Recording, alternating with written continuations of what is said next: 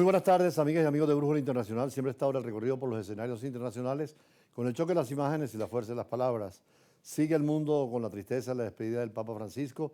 Todos los medios de comunicación del mundo, los impresos, los audiovisuales, destacan la labor extraordinaria del Papa Francisco, la humildad en escoger el nombre de Francisco, el hombre más humilde de la iglesia cristiana, quien precisamente se declaraba loco porque era dentro del amor a Dios y el amor al prójimo, renunciando a todo. Precisamente Javier Cercas, un escritor español, que pudo entrevistar al Papa en un viaje que le invitaron a Mongolia, a la última visión del Papa hacia el mundo asiático, donde mandó saludos a la China, escribía precisamente sobre esa locura divina que tenían algunos papas, sobre todo entregados a la causa de Dios. Fue un papa de los pobres, de los humildes, de los migrantes, un papa de la sencillez, inclusive su cadáver y su velatorio van a ser dentro de los más sencillos y en el protocolo ordinario.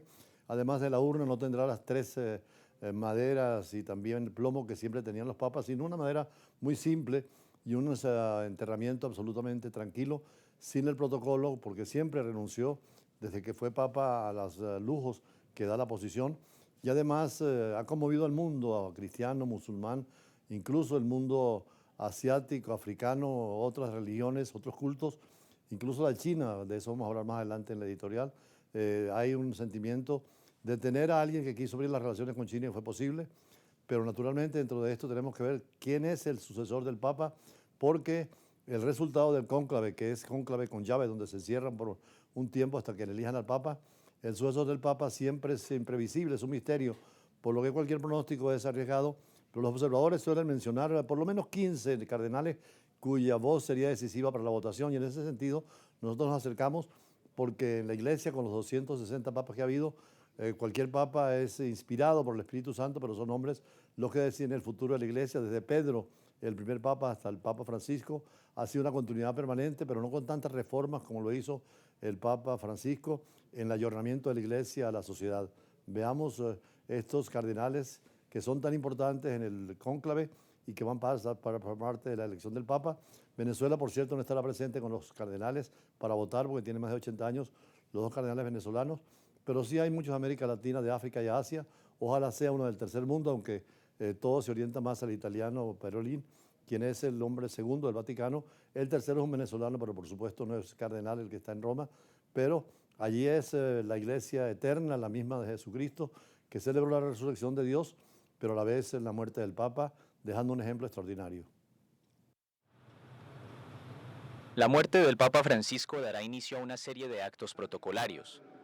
Entre ellos se prevé un plazo de entre 15 y 20 días para organizar un cónclave con 135 cardenales electores para elegir al nuevo líder de la Iglesia Católica.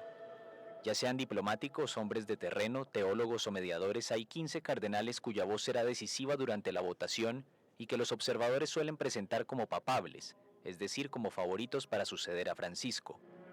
Aunque el resultado del cónclave es siempre imprevisible, estos son los cardenales más destacados.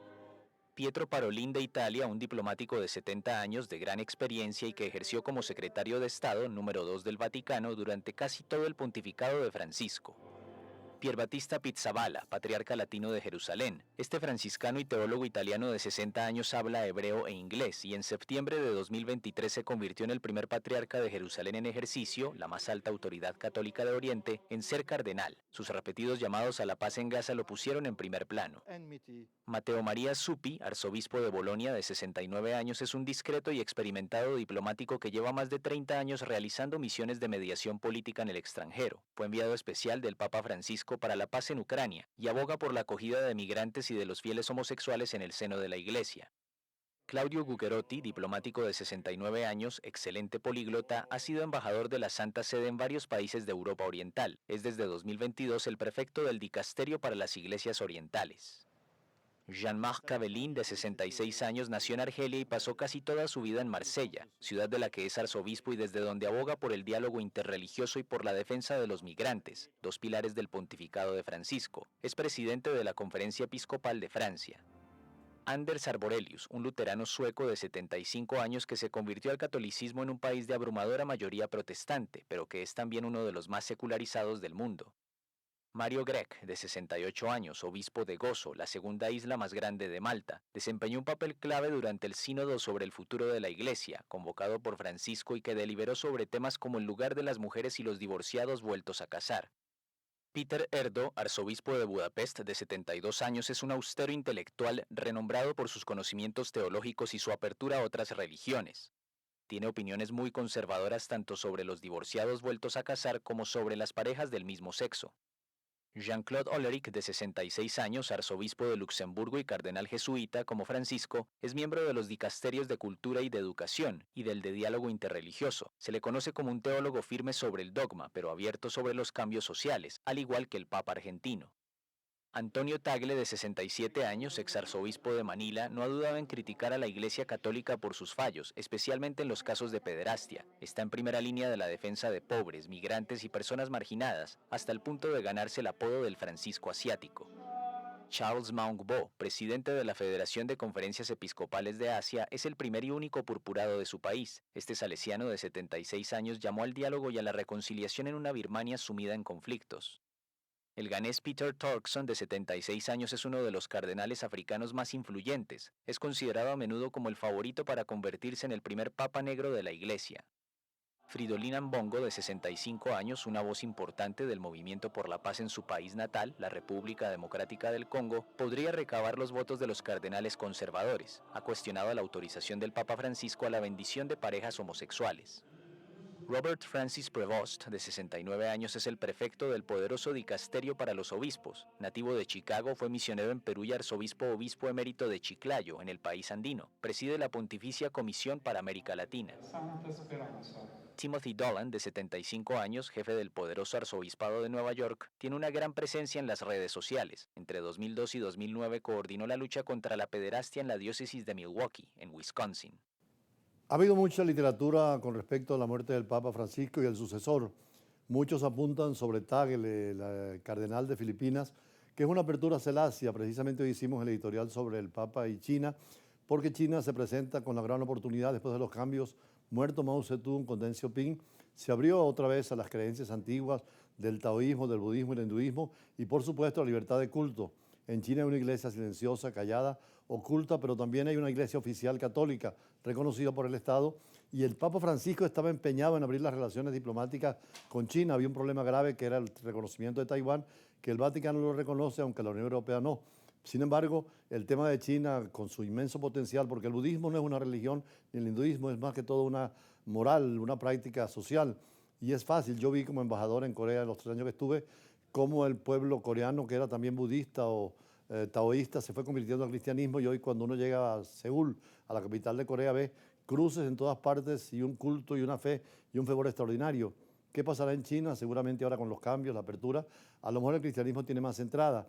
Y la labor de Francisco que quedó en tener las relaciones diplomáticas, porque la iglesia además es un Estado, es una religión y la garantía de los cristianos que han sido muchas veces ocultados en la China de hoy necesita esa apertura.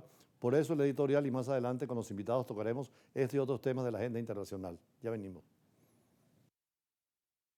Para el Papa Francisco, en su agenda diplomática que no pudo cumplir, era establecer relaciones diplomáticas con el gobierno chino interrumpidas desde 1951, cuando la Revolución China tomó el poder Mao Zedong y declaró al comunismo como partido oficial.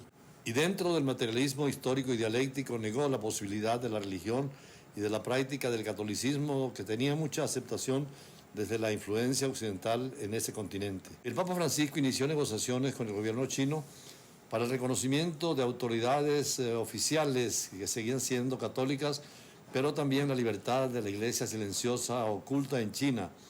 El Vaticano es el único país de Europa que por ahora reconoce la soberanía de Taiwán, una democracia insular autónoma que Beijing reclama como suya. El presidente de Taiwán naturalmente ofreció sus más sinceras condolencias en nombre del pueblo de Taiwán, que estará presente en las exequias del sumo pontífice, mientras que en el caso de Beijing, el Papa Francisco siempre ha intervenido.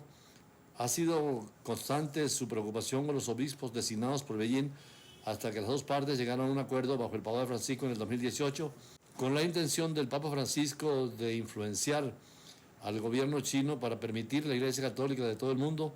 Pero como muchas de las cosas del Papa Francisco, hay críticos que cuestionaron históricamente defensores de los derechos humanos y los valores cristianos, se aliara voluntariamente con el gobierno chino, que bajo el liderazgo de Xi Jinping, según ellos, ha restringido aún más la libertad religiosa. Y gran parte de estas críticas al acuerdo proviene de la propia Iglesia Católica, Pero el Vaticano insistió en que el acuerdo ya está dando sus frutos y para abrir una oficina permanente en China. Esto naturalmente también ha contrariado a los católicos de Taiwán, preguntándose qué les sucedería si el Vaticano cambia su reconocimiento por la política de China de reconocer un solo Estado. Hay que decir que el catolicismo es una de las 5 religiones reconocidas por el Estado chino, donde la práctica religiosa está fuertemente restringida por el Partido Comunista, que afirma su supremacía sobre todos los aspectos de la vida. Pero hay que señalar que desde Deng Xiaoping, después de la sucesión de Mao, se han abierto nuevamente los criterios sobre la práctica religiosa, inclusive las religiones orientales como el budismo y el taoísmo y el hinduismo han tenido expresiones diferentes y el catolicismo sigue practicándose como una religión emergente. Y en el 2023, durante su visita a Mongolia, François tuvo la iniciativa de enviar un caluroso saludo al pueblo noble chino. A todo el pueblo deseo, dijo Francisco, lo mejor, que siga adelante, que progrese siempre. Y a los católicos chinos les pido que sean buenos cristianos y buenos ciudadanos, dijo al final de su misa dominical en Ulan Bator, la capital de Mongolia, donde, por cierto, en una larga entrevista que le permitió el Papa al escritor español Javier Cercas, en su libro Javier Cercas y su Loco de Dios, señala que no va a ser fácil una contrarrevolución o una reacción radical contra lo que ha hecho el Papa, porque es una línea progresista y habló maravillas, él siendo ateo, de lo que la Iglesia Católica representa. El Loco de Dios en el fin del mundo es un libro de este escritor que logra convertir propuestas muy populares en un libro magistral.